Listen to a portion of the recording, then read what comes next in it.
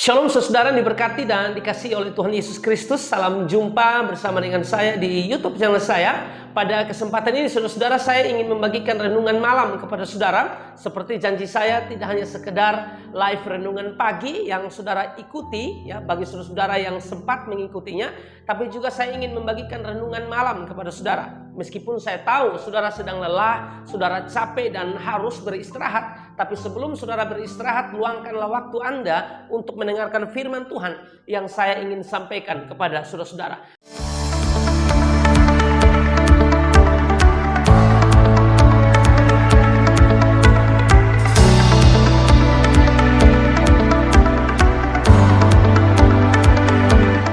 Nah, pada kesempatan ini saya ingin bicara tentang satu tokoh yang menarik yang perlu kita teladani, yaitu Sakeus, saudara-saudara ya. Cerita tentang Sakeus mungkin saudara sudah ingat dari zaman sekolah minggu, saudara sudah sangat menghafal cerita tentang Sakeus di dalam Lukas pasal yang ke-19 ayat 1 sampai ayat yang ke-10. Di situ ada cerita secara lengkap tentang Sakeus, dan sebelum Sakeus mengalami pemulihan, sebelum Sakeus mengalami yang namanya restorasi yang dikerjakan oleh Yesus, ada beberapa hal yang saya pikir perlu kita pelajari. Dan malam ini saya melihat satu hal yang menarik, saudara. Waktu Sakeus, Alkitab mencatat ya, dia mendengar tentang Yesus ada di situ ya.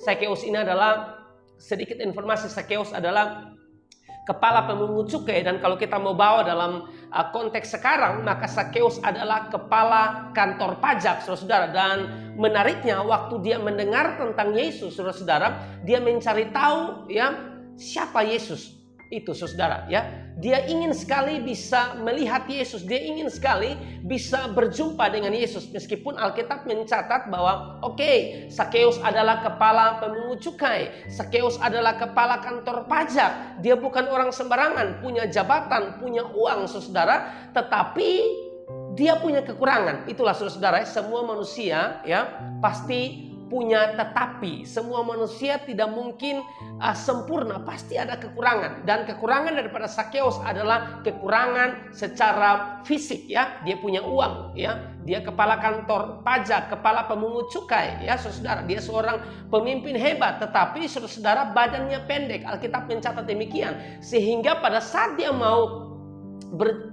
mendengar tentang Yesus, saudara, dia ingin melihat Yesus, tapi karena badannya pendek, lalu ada begitu banyak orang juga yang ingin sekali berjumpa dengan Yesus, kesulitan bagi seorang Sakeus untuk bisa melihat Yesus. Tetapi saudara, Alkitab mencatat bahwa Sakeus tidak kehabisan akal, saudara ya. Di dalam Lukas 19 ayat yang keempat mencatat bahwa maka berlarilah ia mendahului orang banyak, lalu memanjat pohon ara untuk melihat Yesus. Menarik, Alkitab tidak mengatakan maka berjalanlah ia mendahului orang banyak, tapi Alkitab mencatat maka berlarilah ia. Sakeus berlari, saudara, untuk mendahului orang banyak. Karena kalau orang banyak yang lebih duluan sampai, maka kesulitan bagi dia, saudara. Dia mendahului orang banyak lalu memanjat pohon ara untuk melihat Yesus yang akan lewat di situ. Luar biasa, saudara ya. Sakeus tidak patah arang, Sakeus tidak peduli dengan jabatannya sebagai kepala pemungut cukai, sebagai kepala kantor pajak, saudara. Kalau kita mau bawa dalam konteks sekarang ya, tidak ada persoalan bagi seorang Sakeus. Dia ingin sekali untuk bisa berjumpa dengan Yesus, dan apapun dia lakukan hanya untuk bisa melihat Yesus, hanya untuk bisa menemukan Yesus, saudara ya. Dan ini menarik, saudara. Teladan ini perlu kita tarik dalam kehidupan kita. Kenapa saya katakan demikian? Karena hari-hari ini, saudara, justru ada begitu banyak orang yang diberkati oleh Tuhan, jabatannya makin naik ya, makin diberkati dalam hal keuangan, keluarganya juga semakin mapan dan lain sebagainya. Justru kehidupannya tidak mencari Tuhan, saudara ya. Sudah silau dengan harta dan lain sebagainya, sampai-sampai lupa Tuhan, saudara. Nah, ini menjadi pelajaran buat saya dan saudara ya. Mau seperti apapun keadaan kita hari-hari ini, mungkin kita diberkati, jabatan kita makin naik, dalam segala hal yang kita lakukan, bisnis, proyek, apapun yang kita kerjakan berhasil. Tapi ingat baik-baik teladan dari seorang Sakeus, dia tetap mencari Tuhan.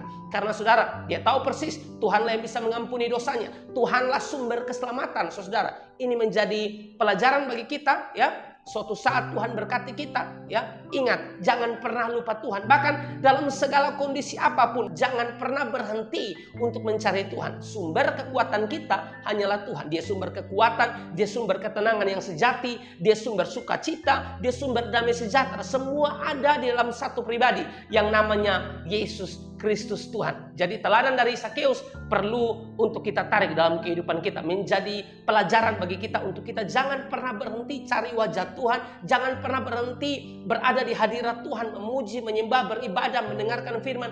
Jangan pernah berhenti. Makin diberkati, makin nempel sama Tuhan, makin diberkati, makin sungguh-sungguh mengandalkan Tuhan dalam hidup ini. Alkitab mencatat Yesaya 55 ayat yang ke-6.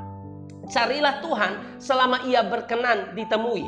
Berserulah kepadanya selama ia dekat. Carilah Tuhan selama ia berkenan ditemui. Karena bisa saja ada waktu di mana Tuhan tidak mau untuk ditemui. Selama dia berikan kesempatan kepada kita untuk bisa bertemu dengan dia, temuilah Tuhan. Ya, di dalam doa-doamu tetap mengandalkan Tuhan. Apapun yang sedang saudara alami hari-hari ini, tetap cari wajah Tuhan. Amos pasal yang kelima ayat yang keempat mengatakan, sebab beginilah firman Tuhan kepada kaum Israel, carilah aku maka kamu akan hidup. Ya, sumber kehidupan, sumber kekuatan kita di dalam Tuhan. Jangan pernah berhenti untuk mencari Tuhan. 1 Tawarik 16 ayat yang ke-11, carilah Tuhan dan kekuatannya, carilah wajahnya selalu. Ya saudara, kiranya bagian firman Tuhan ini, ya, renungan malam pada hari ini bisa menjadi berkat dan kekuatan bagi saudara-saudara semua. Tuhan memberkati. Shalom.